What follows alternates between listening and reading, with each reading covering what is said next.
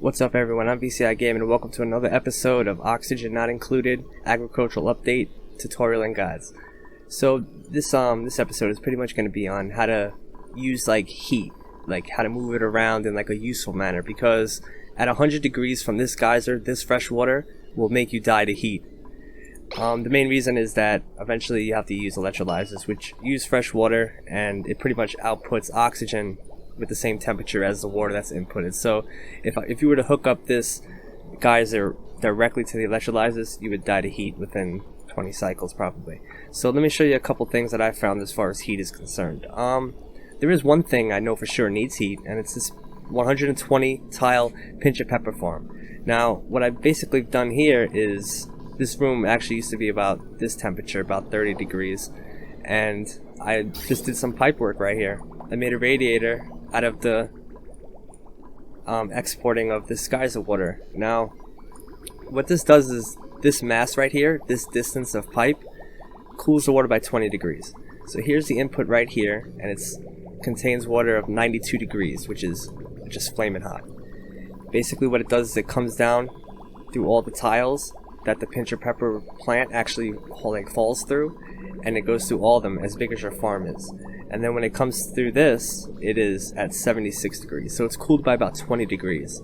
So now if you were to want to get this to say 50 degrees, you would need to have a pipe twice as long, which once you have this kind of mass in a farm, it's not too far-fetched to just put another one here, which is actually what I'm going to do next. I kind of started here already.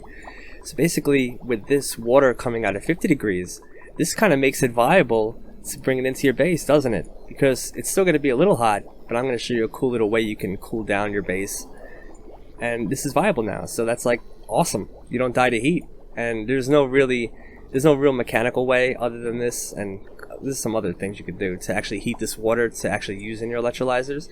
So basically, let me show you what I figured out. And this also works because let me tell you, when you die to heat, it's usually about the time when you start putting in these showers and bathrooms, and when you realize that the little bit of fresh water you had in the beginning of the map isn't enough to actually do this, and then you run out of sand. I ran out of sand maybe 100 cycles ago, and I'm at 0, and I don't really want to dig the whole map out yet. Eventually you'll run out anyway though, right? So anyway, these showers normally would be at 90 degrees because this water coming out of the geyser is 90 degrees. But basically with the pinch of pepper farm, we brought it down to 50 or to 70, and it could be brought down to 50, but this is done in 70 degree piping. Now basically the water, this is the line right here, the freshwater line. This is right out of the pinch of pepper farm. See here, it's about 74 degrees, and it goes to all the electrolyzers and the bathrooms like that. So now normally this would make these bathrooms hot, but look, 31 degrees. How's that possible? Let me show you. Basically I've hooked up a vent next to each one of these, and you could do these as well in front of the electrolyzers to kind of mitigate and decrease the rate in which your base does heat up, to the point where this will actually eventually make your base become so cold that your duplicants will have hypothermia. But don't worry about that, guys, because you can adjust the temperature with these thermoregulators, the brains of the operation. Well, actually, this is more like the brawn. These pumps right here are the brain. So I have 2 pumps, one for each set of 4 thermoregulators. I'll show you that through the piping system really quick. I have this hooked up to here just temporarily. This basically comes through here and feeds these. Now this pipe, the stuff in it is at 37 when it comes in, and negative 17 when it comes out, and that's for both of these. So basically these pipes then will follow the line here.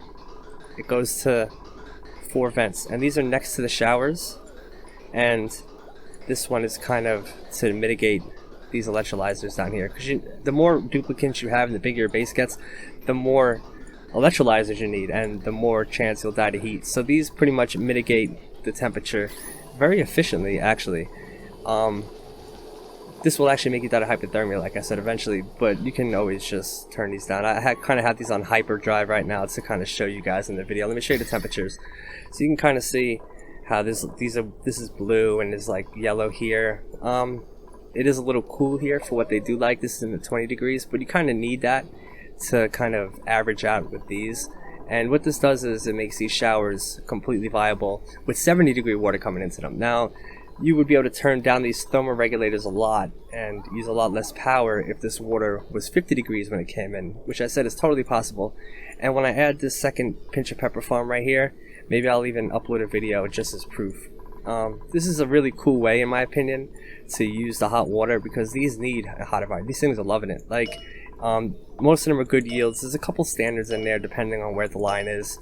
See, these are all good yields. A couple standards, like I said. Now, these would all be excellent yields if I had enough polluted water. I haven't actually got into that yet to irrigate them all. And then these would, see, it's very barely even being irrigated. But I'm working on that right now. I'm going to start digging down to the bottom of the base and stuff like that. Yeah, so the last thing I kind of know, and you guys probably, this is kind of a really basic thing, is cooling off your machines. Now, these machines will get hot. Believe me, they get hot. So basically what I do here is I'm taking this polluted water down here. And this could be any temperature, as long as it's not right out of a geyser, you know, but as long as it's anywhere below, like, I would say 80 degrees, you can kind of, maybe 70 degrees, you can bring it up with a pump and just kind of let it drip in the middle. I put it in the middle. There's other ways to do this, obviously, but I put it in the middle, and then it'll just fill up with water and drip off the side. And look at this. This is a fully working natural gas geyser at like 30 degrees.